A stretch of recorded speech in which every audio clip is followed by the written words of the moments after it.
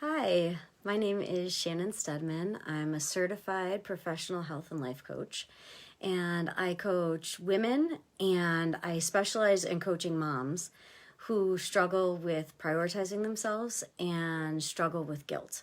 And so I help them to overcome guilt and prioritize themselves so they can live with greater peace, joy, and confidence.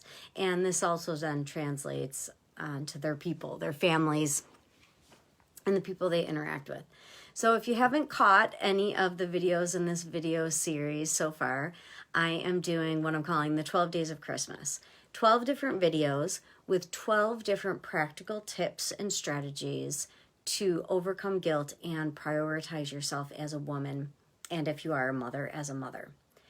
Today, the tip is to have a rest day. And I was thinking about this, and this is something that I've put into practice in the last few years, and it's imperfect. It's always a work in progress. It's not perfect. I was thinking about in thousands of years ago, where there was actually a law that required a Sabbath, it was called at that point, a non-work day. You couldn't even prepare food on that day. I know that there are different factions of different religious groups, faith communities, that they don't do anything on a certain day that would require them or anyone else to work. So wouldn't go to the movies or go out to dinner or something like that. So I find that really interesting. I was also thinking back to stories that my mom had told me about when she was a kid, and the progression of when she was a kid, that she remembered her mother on Saturday making sure that she went to all the stores and got what she needed to for Saturday and Sunday, because so many things, most things were closed on Sundays, and how she saw the progression going from everything being closed on Sundays to certain things only being open for a limited amount of hours to now in this time, 2021, almost 2022, pretty much everything is open on Sundays. And it's really cool. There's a family-owned restaurant around the corner from me, and they still are closed on Sundays, and they just have a little sign out there, and they said, we're closed on Sundays, so it is a rest day for our employees to be with their families. And I absolutely love that. So what would a rest day look like? What would it look like for you? For each person, it's different. I have heard someone talk about their rest day being that they would make a dinner for their family and they would do some gardening, because those are things that, this was a speaker and an author, so she didn't have the opportunity to do those things generally during the week. So for her, that would be really rejuvenating and restful and nourishing. For me, that would not be a rest day. Something that I instituted is that one day over the weekend, sometimes both days of the weekend, a lot of times both days of the weekend, is that I do not cook. That is part of my rest time. Also, I choose one day of the weekend as much as possible. Sometimes it's just a few hours, because let's face it, when we are living in real life and we have kids and commitments, sometimes it's really difficult to have one full day. However, I often try between Saturday and Sunday to get chunks of each day if I can't get one day fully. And I use that as an opportunity to do things that don't feel like work, that are rejuvenating, whatever that may be.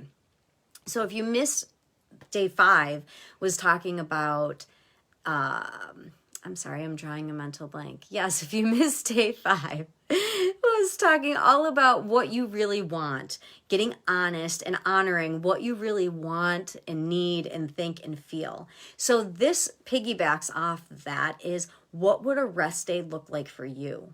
And how could you implement that? What would feel restful? And a lot of times we have to set up some things, or we need to inform our families, or we may need to ask for help, or we may need to have a menu of something or a plan if you want to go out and do something recreationally, depending on what that looks like for you.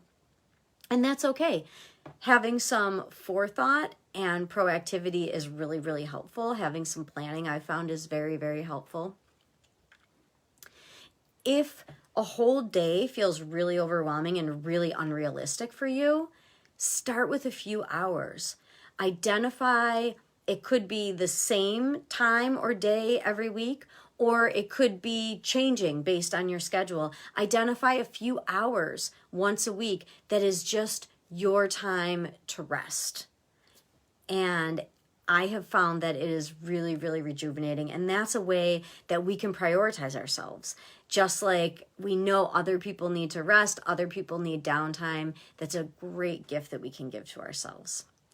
Keep staying tuned. So this is day 6, so we have 6 more videos to go. I will post the link for my YouTube channel to watch the other videos or any videos that you may miss. If you are a mom and you would like to join my Marvelous Mamas Facebook community, please search for Marvelous Mamas. I'll also put the link to that as well in for this video so you can join that. And if you would like a free gift, it's a PDF, 119 Ways to Self-Care. You can sign up for my email newsletter at shannonstedman.com, and that will be emailed straight to your inbox. And if you are looking for more ways and intentional ways to uncover what might be stopping you or keeping you stuck from prioritizing yourself, from accomplishing or having the things in your life that you would like, you can schedule a free virtual coaching session with me that I would be happy to help uncover those things and develop a plan of action for you. So I'll include all of those things in the notes or the comments here. So I would love to hear from you.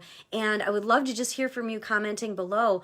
What would be some things that you would do or not do if you were to have a rest day? Take care and have a wonderful day. And I'll see you next time for day 7.